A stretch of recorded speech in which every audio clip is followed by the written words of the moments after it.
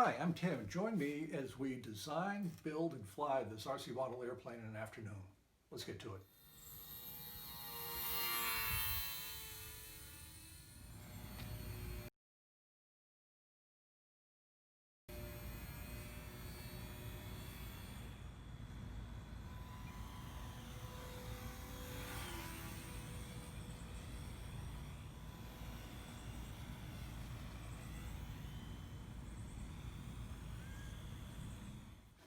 I've been building model airplanes for almost 50 years, and it's always been balsa or some sort of plastic for the control line. I just started using this foam board material. It comes in sheets. It's 30 inches wide, 20 inches high. You can get it at a dollar store. It's 3/16 of an inch thick, and it's lightweight and surprisingly strong. And the other thing is with hot glue, it goes together really quickly. So I've been experimenting with building different models.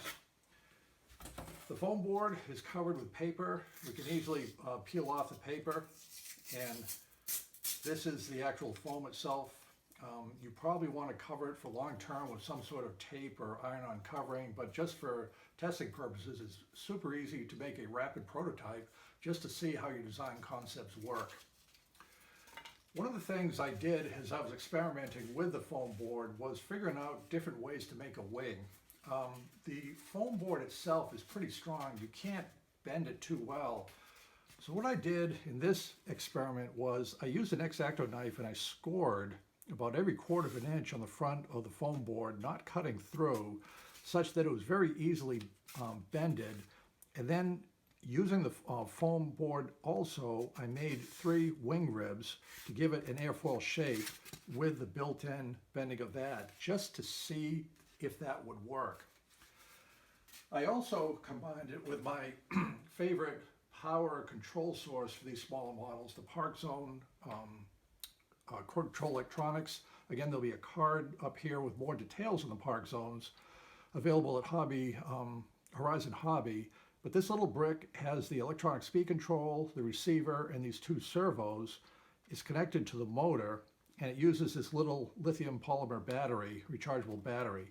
This whole series of power and control weighs 0.6 ounces, and so it's an extremely lightweight and effective methodology to power the airplanes.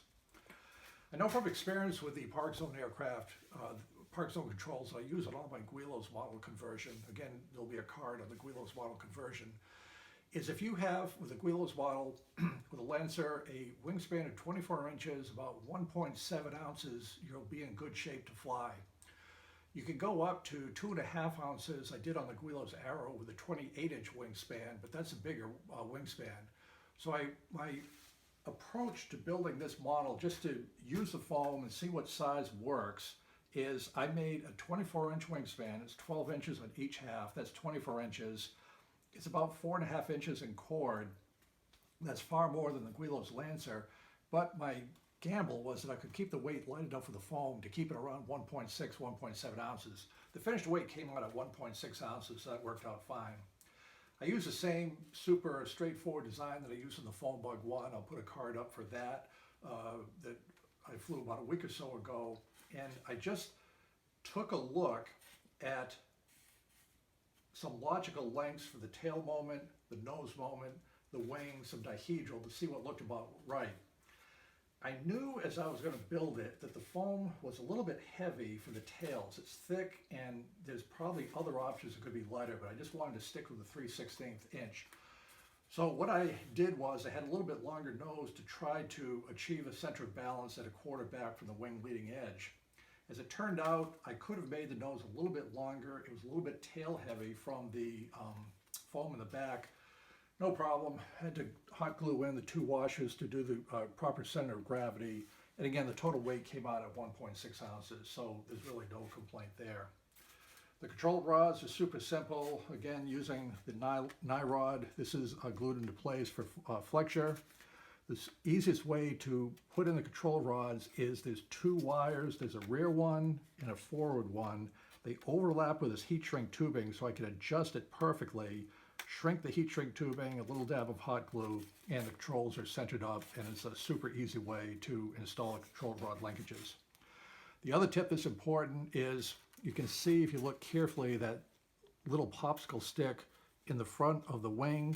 That gives the wing a slight amount of positive incidence that's important for flyers of this nature. A little bit of down thrust, a little bit of right thrust. The other change I made in the build of this was to put 2 layers of foam for the fuselage. The one layer, while it would have been light enough, was just flexing too much, and I didn't want to take a chance on that. I merely glued the wing onto the top of the fuselage, a little bit of reinforcement on the side, a little bit of hot glue to keep everything in place. The other thing I did is a little bit unusual, is I drew up a set of plans this afternoon for this model. So this is the side view of the airplane. I put the motor here, the ParkZone equipment, the wing on top of the fuselage, the tail, and then I have a top view with the wing, the 12-inch span here to show the stabilizer. You certainly don't need to draw the plans, but it's good practice with TurboCAD. It's very easy and quick to do this. Print it out on my home computer, just tape the paper together. And what I can do is just have a little bit better visualization of what the tail and surfaces look like as I cut them out. For changes that I make later, I have something in writing for how it goes down. So that was another good reason for having TurboCAD.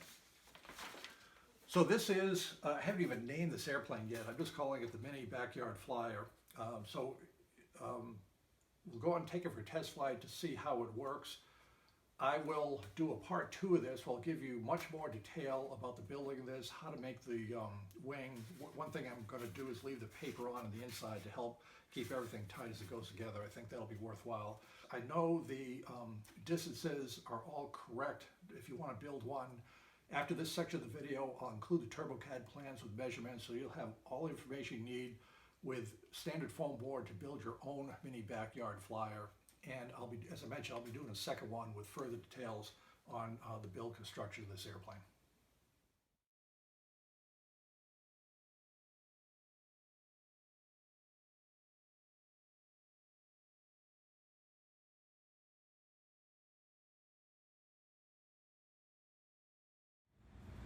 So we finished the build of this micro backyard flyer. We're going to give it a test flight.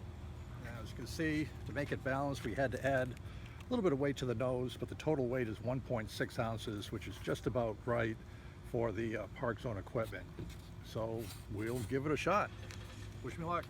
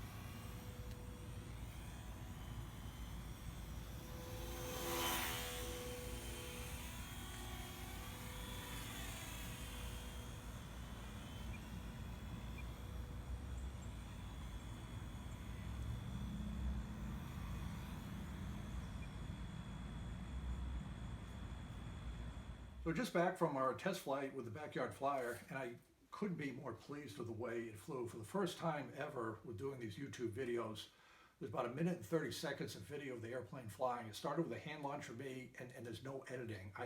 You're seeing the video from start to finish, not cutting out anything that went wrong or not right.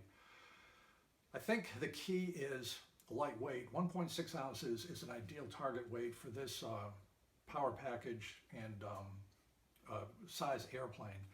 It was responsive, it turned well, it could fly slow. I think having the time to go through making the actual airfoil with these ribs and the wing made a difference. It flew better. A little bit positive incidents. Everything just handled perfectly, as you can see in that video. The flight averaged about 5 feet above the ground for well over half the flight. So again, thanks for watching. I'm super pleased with the way this turns out. I'm looking forward to making the follow-on version. I'll give you a lot more details on how we actually build it in that second version. Thank you.